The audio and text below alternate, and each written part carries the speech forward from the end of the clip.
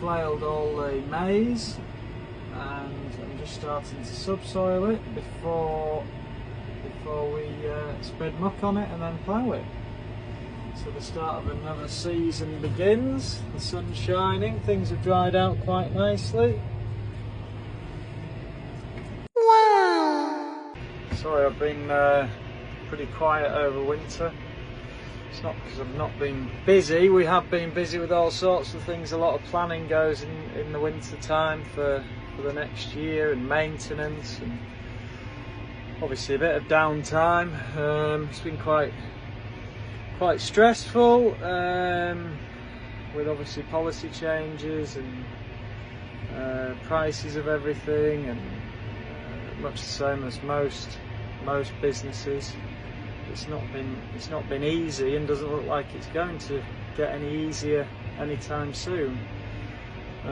Especially being a farmer, the problem we've got is that we work on a global market with the commodity prices, and therefore we're a price taker. We can't set the price, and the processors and traders dictate how much we get, and a lot of the time they actually know our costs of production, so they squeeze us right to the end, and the same applies to the supermarkets. So yeah, just a bit about, well, the general loaf of bread.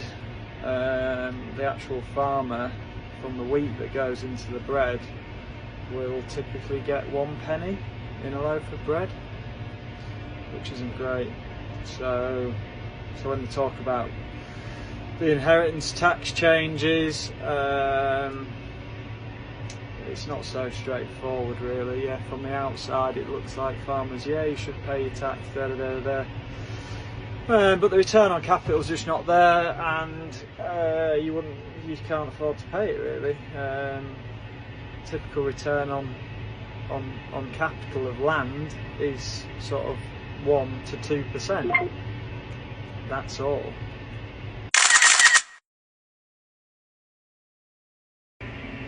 So with the margins being so small,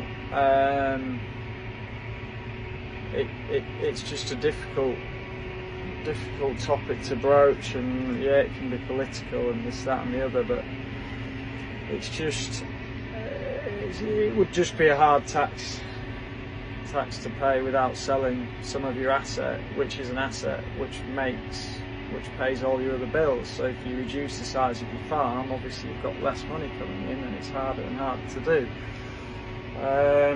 But yeah, it's complicated, and if there was more fairness in the supply chain, it wouldn't be a problem, because we'd be making more money, so we could pay the inheritance tax. Just to clear it up, we do pay income tax like anyone else. We pay all the taxes that everyone else pays. It's just the inheritance tax issue, because obviously land is valuable, but it doesn't mean that we can make a lot of money out of it in food production, unfortunately. Anyway, on a brighter note, as I mentioned before, the sun's shining, and we're at the start of another busy growing season. We've just finished planting our Isabelle oats, spring oats, which go into your breakfast porridge. And what's next? Obviously getting the ground prepared for the pumpkins, which will be planted at the end of May. We've got the sunflower land to turn around. They'll be planted at the beginning of May. We've got vining peas for bird's eye, which will be going in April, May time as well. And what else have we got? Yeah, and the maize, obviously the maize, and the sweet corn, and some sunflowers in the pumpkin field as well. So we've got plenty to do, as well as nurture all the winter crops, so the winter wheat and the oilseed rape. That all needs some husbandry in fertiliser and pest control and fungicides.